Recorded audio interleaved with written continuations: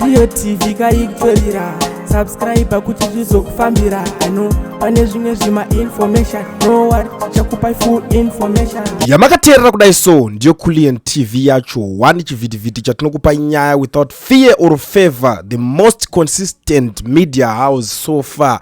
Iko zvinezvi hatisi kuita zvekutenderera kana kuti zvekutamba nenyaya, tiri kuda kungoti tingoonesana zvinhu zvese zvinenge zviripo paground. Handidi zvinhu zvokuti muzoita zvekuunzwa makuhwa nyaya dzemunyika menyu isusu tiripo. Regedzai tigara tangokuonesai. Pane hombe iri kuda kuvhurwa. Zuro ndizuro taishamisika kuti why vanhu ava zvigananda ZRP maCIO nevamwe vese vachiri busy kuzvinetsa kuda kuswera vachisunga vanhu pachinzi zvoni demonstration yanga ichida kuitwa ikageza iya vachinge vaona kuti yafoira pana vanhu vauya. Pakanga pane mahosi, pakanga pane imbwa, pane matenga, vakomana vacho vanga vakatogarira vakasosa vakagadha nzvimbo dzese, ende unoona the first venue yakatochinjwa ikatoiswa fence. Zvakawanda zvanga zvichiitika kuti vakwanise kumisa demonstration yanga ichida kuitika. Chinhu chakachinetsa ndechekuti why vari kuzoenderera mberi nekuda kusunga vanhu vacho vanga vanzi macommanders ende vanga vari part of maorganizers sekutaura kwazvaitwa demonstration. Avo vanhu vekuti vakutopuwa tuma charges tusina nebasa rese, vachinzi vanga vakatochengeta matombo, vanga vakaviga matombo ekuti vanga vachida kuti I don't know kana panzi vakaviga matombo atichaziva kuti vanga vakamaisa mumabhegi here matombo, vanga vakamaisa mumasaga here, kana kuti pakauya mapickup akatakura matombo here. We don't even know kuti vari kunyatsoitonga sei nyaya dzacho, but the reason hombe ndaona kuti zvinhu zvese zviri kuitika ndo yandauya kuti ndionesane nemi panapa. Pane hombe iri kuvhurika panapa yechinhu chakanyorwa neuyo anoitwa Professor Jonathan Moyo na Glenn Mupani. Vane hombe yavari kutivhurira iri kuda kupasiswa through Virginia Mabhiza uyo wekumbonetsa achitenderera achinzi ko why uri kufamba na President Emerson Mnangagwa, munogofamba mese pakuti chiko iwo aton general. Atinyatsozviziva isusu kuti kana makunzi muri kufamba mese muri kumboenda kunoita madiri unogofamba na president uri mukadzi wavo here, asi ivo havana mukadzi zvekuti unofamba nawo ipapo. Zvinhu zvada kuzivikanwa nevanhu kuti ko why uri kumbozviitirei. But anyway, by the way, maorders anenge aripo because pane hombe dziri kuda kuvhurika, pane zvinhu zviri kuda kuitika. Now nyaya iri panapa yakamira yakadai so. Pane bill ravo ravagadzira ravasota iro ratiri kuda kuti tionesane rinonzi BBI, Breaking Barriers Initiative. Ndo ndigirikini gwaro riri panapa rekumisa ma-election. The blueprint has supported a bill that will see Zimbabwe going on an election sabbatical for the next 10 years, allowing for an easy passage for ED Mnangagwa to remain in power unchallenged. This blueprint will facilitate the mutilation of our constitution, bypassing all the recommendation enshrined within it. Ndo mamirire akaita chinhu chacho chiri kunzi chiri kuda kumisa ma-elections for the next 10 years so that vaMnangagwa votanga kuita zvinhu zvavo, because next time vaMnangagwa kangopinda maelection kujikwa kurohwa chiko. Kana vane nharo ngavadedzere election rimwe 2028 vaise chero vari kuda. He knows that very well. Kana vachida we are challenging him as ma citizens kuti naiwaka mudhara kana ari ready ngaadzoka, but achatombodi kutodzinzwa nyaya idzodzo because akuziva kuti even zvikiribidi zvese zvavanga vachimboita nguva yese hazvichadzokorodzeka. Uramba uchingorohwa nechikiri 1 ka hazvirambe zvichidaro, hazvirambe zvakadaro. Vanhu veZimbabwe vangwara vakuchemera ma-reforms pasati paitwa chinhu ichi. Now this BBI mamirira rakaita panapa parikunzi zvoni specifically the initiative seeks to enable Zimbabwe to attain an upper middle income status by 2030 and through that process to reset its national ethos and development path by detoxifying the country's high threat toxic elections and perennially disputed outcomes. Winner takes all politics within and across political parties, governance processes, local and national policy-making environments, public service delivery system at local and national levels. To achieve its overall and specific goals outlined above, the BBI project is premised on a triple strategy. Those components are drafting and adopting of a key far-reaching constitutional and legal reforms led by the Parliament of Zimbabwe, a solution finding and solution making type of public engagement through an in-person outreach program in the country's 10 provinces under the auspices of Parliament of Zimbabwe. robust and dynamic multimedia outreach communications across the print, electronic, digital, and social media platforms to support 1 and 2 above. 1 and 2 above.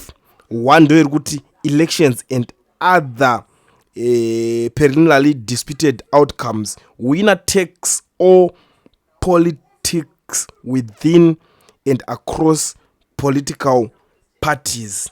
Ndo chinhu chatiri kurohwa. Right, chinhu chekutanga chatiri tionesani semazimbabwenzi takatoita kunge takaiswa munzwa munyama. Inono mitu munyama here kana kuti kuita sei kunge tichirarama panguva kana kuti pa same time nemunhu anonzi Jonathan Moyo.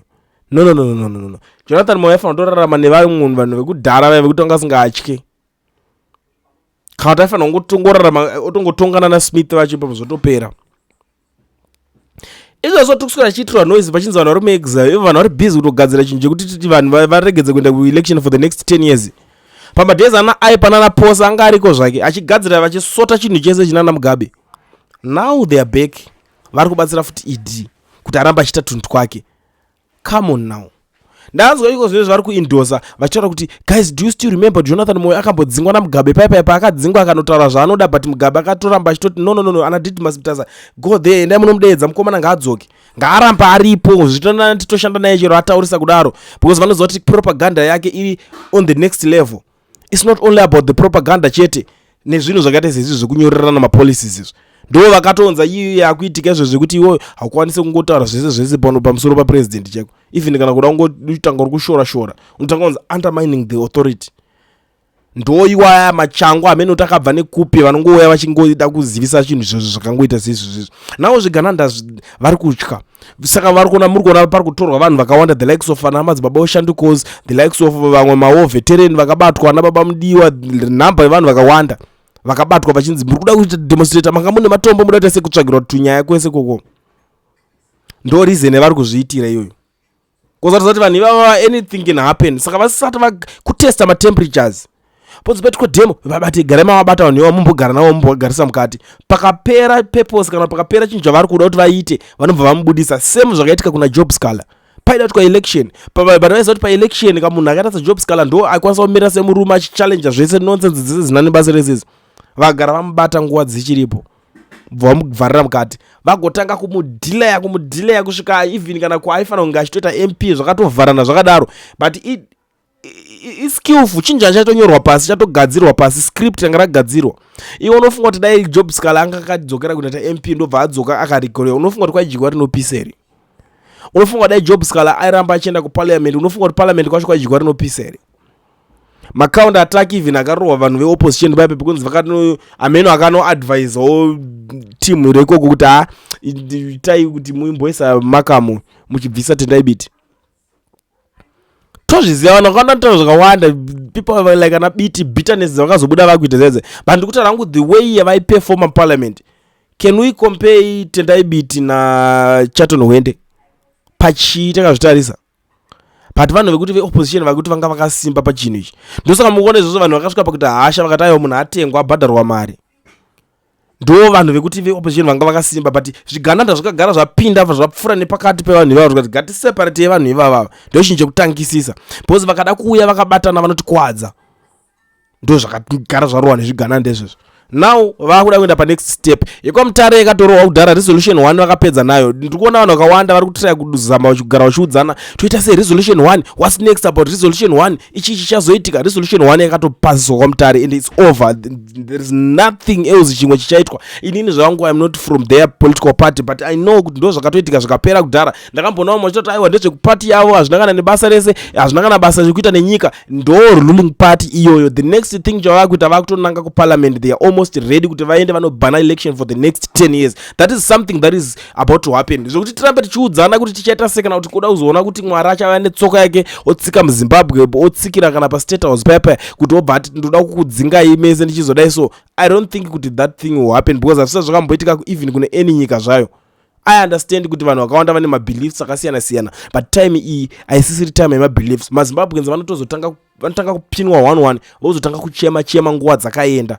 Navo vanhu varedi vagadzira chiBBI chavo ichi chatoredi kuadoptwa through Virginia Mabhiza. Vakuda kutongonochikanda muparliament. The next thing parliament yacho inovhotera chese because vanhu vari muparliament vakatengwa. Hakuna munhu weopposition muparliament izve so anokwanisa kunge achimirira chinhu ichochi sekutotaura kwandiri kutoita nemi. Kana muingewa munoziva mobva mandiudza kuti ningi anokwanisa kunge achimira. Hapana, vese vanhu vari muparliament vakagaramo vari kumirira because vakapiwa maconditions aidiwa kuti vange vachiramba vari muparliament. That's why makaona kuti kune vamwe vakawanda vasina kuzobviswa, but chinhu chacho chakatorongwa kuti aita nharo ngaabviswe, ende vanhu veZANU-PF vamwe vanga vakuya vachitonyora vachiti ndikukumbira kuti ndinowana seat rangu. The likes of ana Munyaradzi kufa kutizwe uya akangobviswa mahara.